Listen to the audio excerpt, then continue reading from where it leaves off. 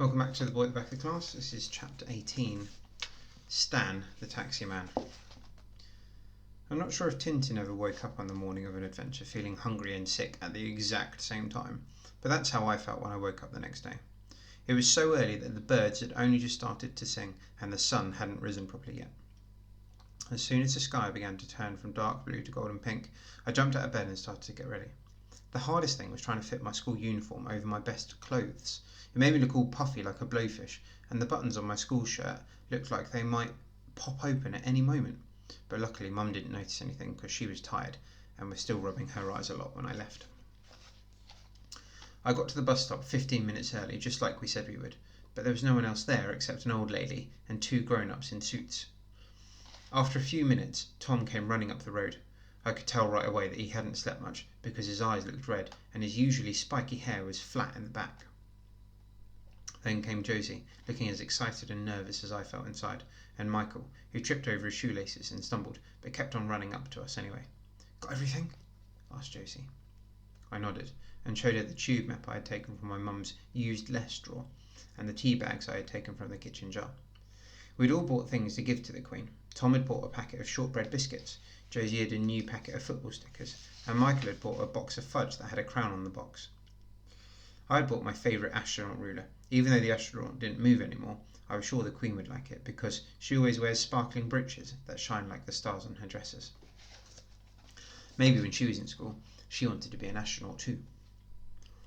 When we'd all stored the presents away safely in my bag, Josie counted all the money we had.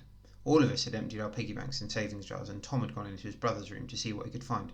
"They got loads of coins everywhere. Can't believe I've never done it before," he exclaimed, bringing out a fistful of coins. In the end, we had exactly £27.62, a fortune. Half of my £27.62 is... Josie squeezed her eyes tight and quickly did the maths in her head. £13.81. She gave half the money to me and half to Tom for safekeeping. "You sure you know which tube to take?" asked Josie. The freckles on her face were sliding up and down because she was scrunching up her nose every few seconds.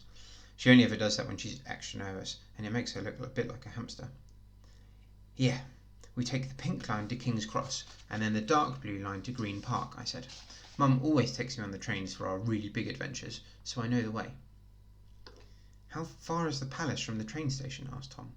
His voice sounded squeaky, but I couldn't tell if that was because he was nervous or excited. "I don't know," I said, "but I don't think there's a bus stop in front of the palace, so we might need to take a taxi. It shouldn't be too far though, so hopefully we won't spend all of our money."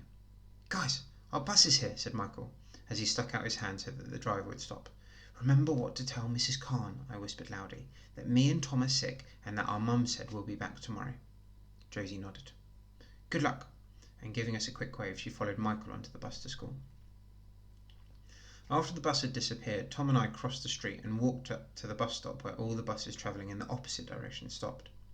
When the bus we needed finally came, I put out my hand and we got on, nervously looking at the bus driver in case she asked us why we weren't in school, but she didn't.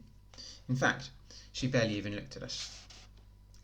We sat on the bus all the way to the last stop, and then holding hands crossed the big road to the tube station. There were at least 1 million people, all dressed in suits, rushing around trying to get through the barriers. They looked angry and red in the face, and there was lots of tutting and head shaking. I'd never been to the train station when it was so busy before, and I didn't like it. It made my head feel hot and fuzzy. "Come on," said Tom, nudging me. We walked over to the ticket machines where there was a long line of people. Some of them looked down at us with frowns on their faces, but no one said anything, so we didn't have to say anything back. When we finally got to the front of the queue, we walked up to one of the machines. It looked more scary than I remembered. There were at least 100 buttons surrounding a large screen, and a slot that looked like a letterbox at the bottom. "Go on," whispered Tom. "Okay," I said, not wanting to be a coward. I took a deep breath, stood up on my toes and walked over to the screen. I pressed the button for New Ticket, then Child, and then typed in BUKKINGHAMPALACE for the destination, but nothing happened. I tried again, but the machine started flashing. "Do you kids need help?" asked a woman from the queue. She was dressed in a green coat and shiny shoes and had curly black hair and glasses. Tom's eyes became wide and he shook his head, but I nodded. The woman stepped forwards. "Where do you need to go?" she asked. "Buckingham Palace," I said, "for our school trip." I tried to make my voice sound deep and grown up sounding. The woman frowned, but then looking at her watch said, "Okay." She quickly pressed lots of buttons on the screen and said, "There you go," before stepping back into the line again. We looked up at the machine, which was flashing £8.90 at us. Tom quickly got the money out of his bag and put in the exact change. 2 pieces of pink card instantly popped out like sweets from a sweet machine, and grabbing them, we thanked the lady and ran down the stairs to where I knew the trains for the city would be. We squeezed ourselves onto the platform. It was so full of people that I was afraid we wouldn't be able to get on the train. I'd never seen so many people squashed together in one place before. But when the train came, everyone flooded onto it, and like a giant wave, and it took us with them. Tom grabbed hold of my arm and I grabbed his, and we soon found ourselves pressed like sandwich filling between lots of people, all busy looking at their phones or listening to music. "This is good," said Tom, his face squashed up against a large belly. I tried to nod, but someone's book was touching my head. We watched as lots of stations passed by and looked at all the different people getting on and off the train. Finally, we heard the driver announce that the next station was going to be King's Cross. "We have to follow the dark blue line," I said to Tom after we had jumped out onto the platform. We followed the signs for Piccadilly line and got on another train. Easy. Now that I wasn't feeling so nervous, I realised I was hungry.